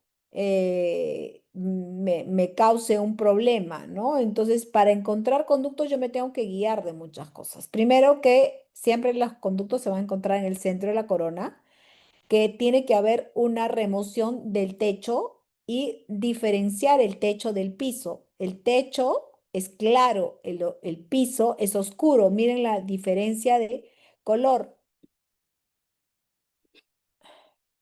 Dijo sedar la pulpa con eugenol. ¿Podría ampliar un poco? El eugenol tiene propiedades sedativas.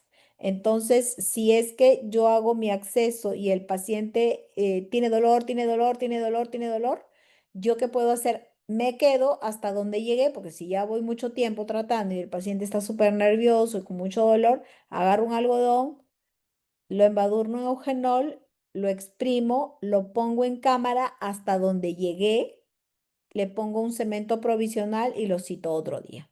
Y ahí tengo que ver también la situación del diente, ¿no? Si es una inflamación muy aguda o el paciente si está muy nervioso también, ¿no? La ansiedad del paciente. Pero el eugenol tiene propiedades sedativas, entonces lo va a sedar un poco esa inflamación y en la siguiente cita van a poder entrar mucho mejor, ¿ya? Bueno, continuando. Te puedo preguntar. A ver, listo. Eh, Continuando con esto, entonces remover todos esos conductos, hay que verificar la diferencia de techo y de cámara, ¿sí? ¿Qué pasa si hago una perforación dentro de la cámara pulpar? Pues yo primero, si hay perforación en cámara, yo tengo que parar. Eh, la solución de continuar con el tratamiento de conductos convencional, la paro. Entonces, primero me dedico a controlar la hemorragia que se ha producido por la apertura y voy a sellar la perforación por separado. O sea, me olvido del tratamiento de endodoncia y me concentro en en la perforación. ¿Qué quiere decir? Yo me voy a olvidar que estoy haciendo endodoncia. Me concentro en la perforación. Hago mi sellado de esa perforación, por lo tanto, se supone que tengo todos los materiales, porque si no tengo materiales, fracaso también endodóntico. Tengo que tener MTA sí o sí cuando hago endodoncia a la mano. Tengo mi MTA, me dedico al sellado de esa perforación y luego voy a continuar con el tratamiento de conductos convencional, ¿ok? Y veo la necesidad si es que hay que hacer tratamiento periodontal. Todo se hace en el momento, ¿ok? Perforación. ¿Hay una pregunta? ¿Ahí se podría usar biodentín? Claro que sí, pero hay una cosa. El biodentín viene una tremenda cápsula. Vas a perder un montón de material. Si solamente es tu perforación en piso de cámara o en furca, lo que vas a usar es muy poquitito. Entonces ahí yo me inclinaría más en un MTA, ¿no? En un MTA que lo voy a utilizar simplemente la cantidad de material que necesite y punto, ¿no? Pero sí, de hecho, si así es lo único que tienes, pues obvio, ¿no? Haces tu biodentín ahí, sellas tus conductos para que no se rellenen de ese cemento, los bloqueas y, y, y pues pones tu biodentín, ¿no? Teniendo en cuenta que no vayan a sellarte esos conductos, ¿no? No te cierre esa apertura. Si hay perforación en la furca también, pues no, la perforación igual tiene que ser sellada inmediatamente, no proyectar ese cemento en los conductos, por eso tienen que sellar esos conductos con algodoncito o cono de papel o cono de gutapercha, tienen que ver la manera de sellarlos. El pronóstico de este caso es pobre, pero depende del tamaño y material. Es pobre en algunos casos, en algunos no. Si tú trabajaste la perforación, igual que la rotura del instrumento, ¿ven? No hay que satanizar rapidito esto. ¿Qué pasa? Ahora tenemos muy buenos materiales, ahora tenemos silicatos. Entonces, si tienes un MTA, pues tienes todas las posibilidades a la mano en el momento. ¿Fue chiquita la perforación? ¿Has actuado inmediato? está aislado, tienes el MTA en el momento. Si tienes, si ha sido pequeña, está aislado, es una perforación pequeñita, has controlado el sangrado y puedes poner tu MTA en el momento, va a tener buen pronóstico. O sea, tampoco es que hay que ver, pues, ¿no? O sea, obviamente si te metes con una fresa grandota y vas a separar, pues sí, no vas a tener problemas, pero si no, no, hay que saber todo el caso. Hay que estudiar el caso en particular, momento, tamaño, materiales, todo, ¿ok? En caso de perforaciones de furca, frecuentemente son practicadas la hemisección. A veces, cuando es muy grande, sí, ¿ok? Si no lo... A ver, creo que me están haciendo una pregunta. ¿Cómo soluciono la extravasación del hipoclorito y jeringas recomendadas para irrigar? Las jeringas recomendadas son las de calibre 30-31, algunas Navitip o cualquiera que tengan salidas laterales. ¿Y cómo soluciono la exacerbación? Es un tema aparte, pero te puedo decir que hay que saber primero que todo reaccionar, cómo reaccionar identificando si yo lo puedo manejar o no, o va al médico, ¿no? Si es algo que yo lo puedo manejar, pues antibióticos, corticoides, analgésicos, y voy haciendo el seguimiento. Tengo que identificar si es intravenoso, intramuscular, la vía de administración, es todo un estudio complejo, no te podría decir detalladamente lo que pasa. Depende de la situación en la que esté. Lo que sí te puedo decir es que es manejado con antibiótico, corticoide y analgésico, ¿sí? En todo caso, no me puedo concentrar en el tema porque no estoy justo ahí en eso. Bueno, si hay conductos calcificados, ¿no? Problemas de localización y que no pueda entrar en los conductos calcificados, hay que ver, como les dije primero, el pronóstico primero de la perforación, si es pequeña, si es hueso, si hay necesidad de poner biodentín, si hay necesidad de poner MTA. No todo esto ya lo vimos, ¿no? Miren, acá hay una perforación, pónganse, pero la lima entró por otro lado, pequeñita, y en cervical no hay ningún problema. Esa zona se rellena. Ahí en ese caso, que es bastante, podría ser biodentín, ¿no? Eh, estas cosas, ¿por qué pasan? ¿Se dan cuenta? Miren, está haciendo una endodoncia a través de un puente. Cuando tú haces una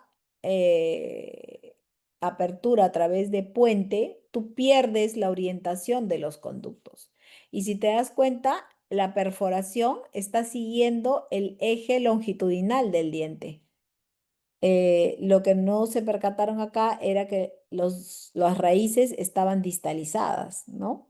Las dos. Entonces, el diente estaba como que mesializada la corona y al irte de frente, perforaste, pues, ¿no? Entonces, hay que tener en cuenta eso. No es bueno hacer endodoncias a través de puentes, hay que retirar el puente, ¿ok? Entonces, cuando hay una perforación, ¿qué podemos tener en cuenta? Tiempo para sellar la perforación. El sellado de la perforación tiene un alto éxito a corto, mediano plazo, ¿no? El lugar de la perforación también es importante. ¿Dónde ha sido la perforación? Las perforaciones laterales tienen peor pronóstico que si son en piso, ¿no? En piso de cámara, mejor, ¿no? Si es pequeña, mejor el pronóstico. Restauración después de la perforación. El paciente regresó, yo pude rehabilitarlo, pude terminar la endodoncia y pude terminar la rehabilitación. Eso también es importante, ¿no? No hay que, como les digo, no hay que satanizar estos accidentes. Hay maneras de controlarlos y manejarlos. Este, Otra perforación, esto es lo que hablábamos, ¿no? A través de la corona. Cuando es a través de la corona, estamos ciegos, no vemos. Entonces, hay que ver continuamente la radiografía, ver cómo están localizados los conductos, hay que utilizar magnificación, hay que utilizar una luz, porque no puedes ver, ¿no? totalmente, si es metálica la corona, pues peor. Entonces tienes todo en contra, ¿no? Tienes que utilizar una luz para poder trabajar ahí, ver a cada rato la radiografía de diagnóstico, ¿no? La porcelana también tienes que decirle al paciente que puede fracturarse o puede quebrarse, ¿ok? Eh, Dentro de las soluciones, estamos que para localizar los conductos dentro de los conductos radiculares, para localizar los orificios de entrada, tenemos el explorador endodóntico que nos ayuda a encontrar conductos. También colocar colorantes, a veces azul de metileno nos puede ayudar. eh, Penetrar un conducto muy delgado calcificado, siempre utilizar limas delgadas, especiales, pero estables, como la lima 10 que es bastante utilizada, ¿no? La lima 10 o 15 son estables, nos pueden pasar. Si el instrumento no llega a la longitud de trabajo, que también nos puede pasar eso en la parte de la instrumentación, ¿ya? En la parte de la instrumentación, si yo no llego a ingresar a la longitud de trabajo, yo agarro una lima que sea estable de 10 a 15 y trato de hacer una ligera fuerza hacia apical pequeña y tratar de pasar ese bloqueo, ¿no? Siempre viendo la radiografía periapical, siempre. Si no se puede pasar a las finales, se le dice al paciente, se le hace firmar el conocimiento informado, porque una cosa es el consentimiento y otra cosa es el conocimiento. Primero tú le explicas en el consentimiento y en el conocimiento es cuando ya sucedió, ¿no?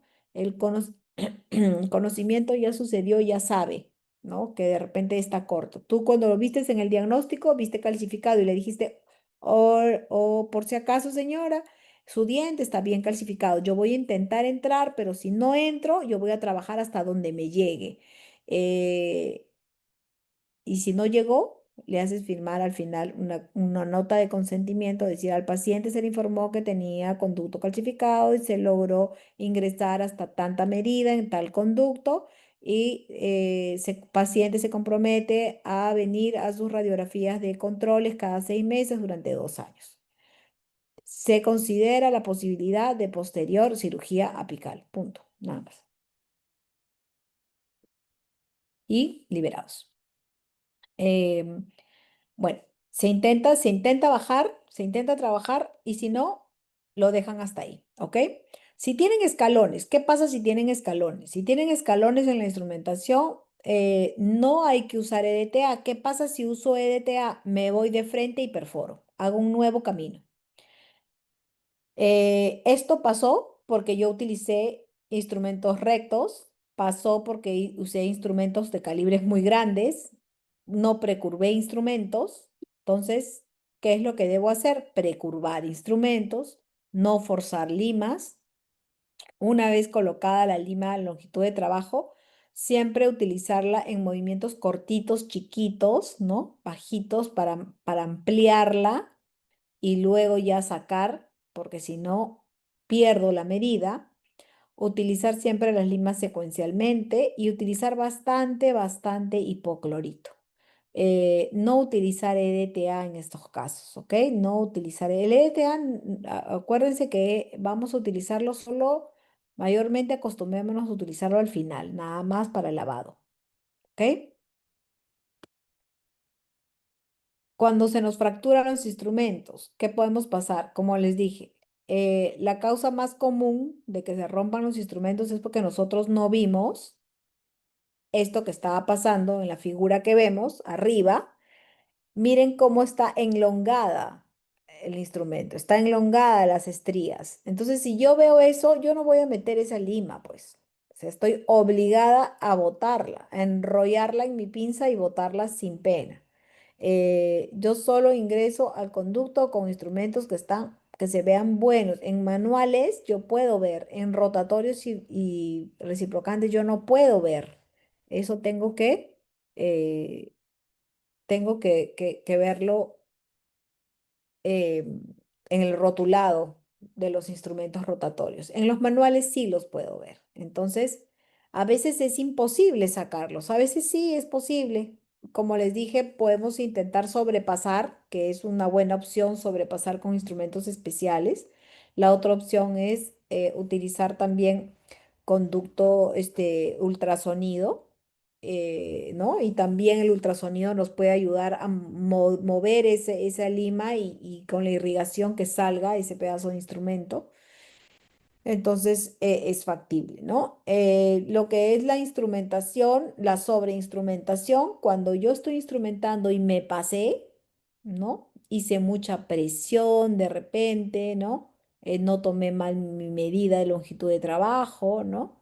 Em, y yo sé que voy a obturar y me voy a pasar, entonces yo tengo que hacer un stop apical. Por lo tanto, tengo que crear, si yo hice esta perforación, si me pasé el lápiz con una lima pues 40, de repente yo retrocedo 1 o 2 milímetros, ya sea lo conveniente, pero con una lima 45, 50. Entonces, luego una vez de estar dentro del conducto, yo voy a igual lavar, instrumentar, porque muy posiblemente, si es vital, el diente tenga una hemorragia.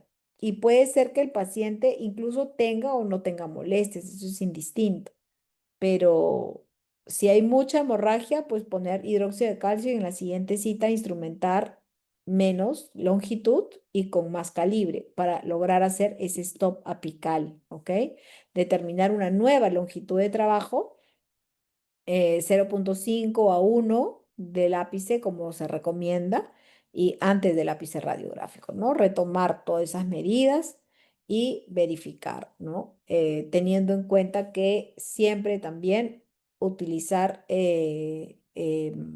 la instrumentación completa cuando estoy instrumentando mis conductos, que hay zonas de acuerdo a la anatomía que no van a ser instrumentadas. Entonces, tengo que utilizar el movimiento manual de mis limas en todo lo largo del conducto, ¿no? En todo lo largo y en todas las áreas que no son tocadas a veces por los instrumentos, ¿no? Depende de la anatomía. Dentro de los accidentes de hipoclorito de sodio, acá podemos hablar un poquito de los accidentes. Uno de la extrusión de los tejidos periodontales de este hipoclorito se daba antes porque colocaban las soluciones anestésicas, como el cárpule y la aguja de anestesia tiene un calibre perfecto, delgadito, entonces se colocaba el hipoclorito en los cartuchos y se inyectaba hipoclorito en estos cartuchos en el cárpule y con eso se lavaba el conducto. Pero ¿qué pasa? Que habían muchos accidentes que se confundían e inyectaban hipoclorito en vez de anestesia. Entonces se dejó esto, o sea, esto está pésimo, no se debe de de hacer, ¿no? No debemos de hacer esto. Nosotros tenemos para eso agujas especiales para nuestra irrigación. Miren el tipo de accidentes que podemos causar. Es grave, la situación puede llegar a la muerte, ¿no? Incluso necrosar tejidos, ¿no? Inflamaciones muy grandes, aparte del dolor que tiene el paciente, que es fuertísimo, ¿no? Entonces, hay que tener en cuenta esta situación para que no nos ocurra, ¿sí? Los accidentes en los tejidos periapicales, miren cómo pueden terminar, necrosar el tejido totalmente, ¿no? Forman un edema muy grande, hematomas en el área afectada muy grandes. ¿Qué es lo que tenemos que hacer? Vamos a tener dolor severo inmediato, ¿no? El edema inmediato en los tejidos blandos vecinos, va a haber una posible extensión del edema hacia la cara, labios, mejillas, hasta el ojo, ¿no? Hay un sangrado profuso a través del conducto radicular. Hay que poner en la anestesia, puede haber una posible parestesia en la zona. El paciente va a tener un sabor a cloro, ¿no? Irritación en la garganta cuando se produce inyección también inadvertida en el seno maxilar. Depende de la situación en la que nos encontremos. Puede haber una posible infección secundaria fuerte Entonces, todos esos daños que nosotros tenemos en la filtración del hipoclorito, ojo, que va a depender mucho de nosotros. Si nosotros tenemos todos los cuidados, no va a pasar nada. El hipoclorito es muy seguro, pero paciencia y concentración con lo que están haciendo. Si trabajan con hipoclorito, concentración. No pueden salirse del lugar, no pueden descuidarse un minuto. Yo he visto accidentes que se han tomado cloro. He visto accidentes ahora, como les dije, en la piel por contacto. He visto que se ha inyectado por poner hipoclorito en cárpules. Eh, em, que no he visto, terribles, accidentes que no se desea pues a ningún colega, ¿no? A nadie. Es una situación muy, muy desagradable para el paciente y para el operador, ¿ok? Otra de las complicaciones en obturación que tenemos puede ser que mi punta maestra de cono no llegue a mi longitud de trabajo. Entonces, mi longitud de trabajo, si era 20 y me llega mi cono 18, quiere decir que se ha empacado todo de barrillo. O sea, todos los problemas que yo tenga en obturación van a ser, acuérdense, el reflejo de mi instrumentación. Entonces, se pudo quedar ahí barrillo dentinario en el ápice, se pudo haber producido un escalón, el conducto no tiene una adecuada conicidad, ¿no? Eh, se puede haber creado un conducto falso, ¿no? Podemos hacer conductos, incluso depende del movimiento que hagamos, nos podemos desviar, ¿no?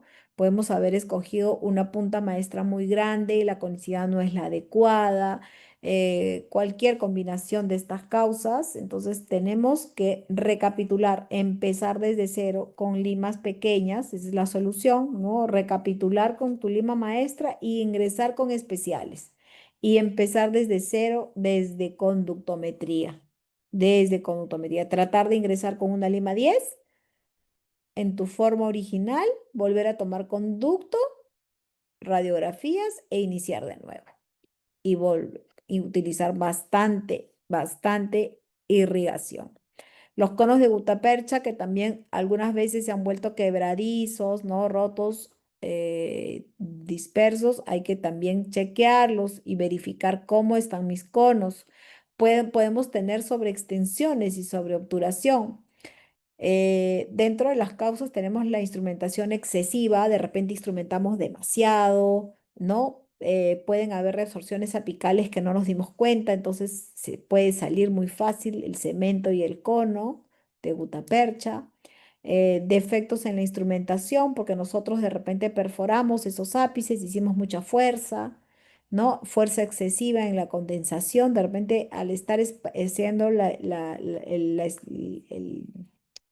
espacio para poner el cono a la hora de obturar, presionamos demasiado en apical y se fue el conducto, se fue el cono fuera del conducto, o de repente pusimos demasiado sellador y de repente era un sellador a base de resina que tiene fácil corrimiento. Uy, el de resina se va de frente.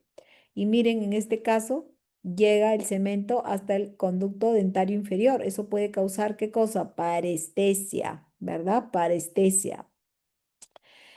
Puedo utilizar de repente un cono demasiado pequeño. ¿Qué es lo que hice? No utilicé un cono con ajuste apical. Tengo que utilizar un cono con ajuste apical.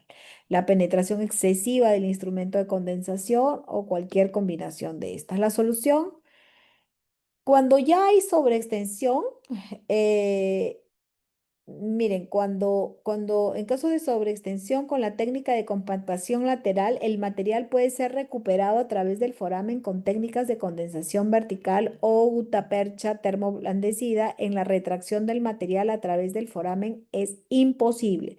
¿Qué quiere decir? Que si ya hay la sobreextensión con técnicas de condensación vertical o termoblandecidas, termo, termorreblandecidas, no hay opción que recuperen ese cemento, esa gutapercha, si no es con cirugía apical. Si les pasa que tienen una sobreextensión o sobreobturación, en el momento que están haciendo penacho, ahí sí tienen la posibilidad de solucionarlo. Por eso es tan importante la radiografía de penacho. Tomen su radiografía de penacho. Pongan su cono maestro, pongan accesorio 1, 2, 3, 4 y tomen su radiografía de penacho. Se aseguran que está bien en el ápice y listo, pueden seguir. Pero si no toman penacho, una vez que ya sellaron todo, ya no lo saca nadie. ¿Ok? ¿Alguna pregunta, chicos? Me he excedido un poquito, unos minutitos, pero quería terminar todo el programa. ¿Alguna pregunta?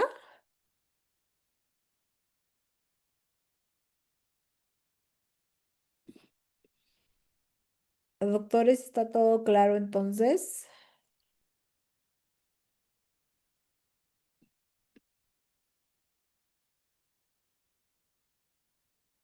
Bueno, espero eh, que hayamos aprendido un poco y recordado las cosas de todo este tratamiento de endodoncia, que es algo que en realidad a mí me apasiona, me encanta y haberles podido transmitir un poco de mi experiencia también, ¿no? Práctica y clínica. La marca es Navitip de Ultraden. Ujú. Muchas gracias a todos. Si observamos la sobreobturación en la radiografía de penacho, ¿cómo solucionamos? La jalas, solo la jalas. Agarras la escobita, todos los conos, los 5 conos, y ¡frum! Los jalas en una y sale todo. Fácil. No vas a tener ningún problema. Muchas gracias a todos. Eric, muchas gracias. Creo que ya hemos resuelto durante todo la ponencia las preguntas que tienen, ¿no? Bueno, chicos, muchas gracias. Gracias por estar presentes en la clase. Hasta luego. Cualquier cosa, ahí les mostré el correo, cualquier cosa me escriben, cualquier duda, ¿sí?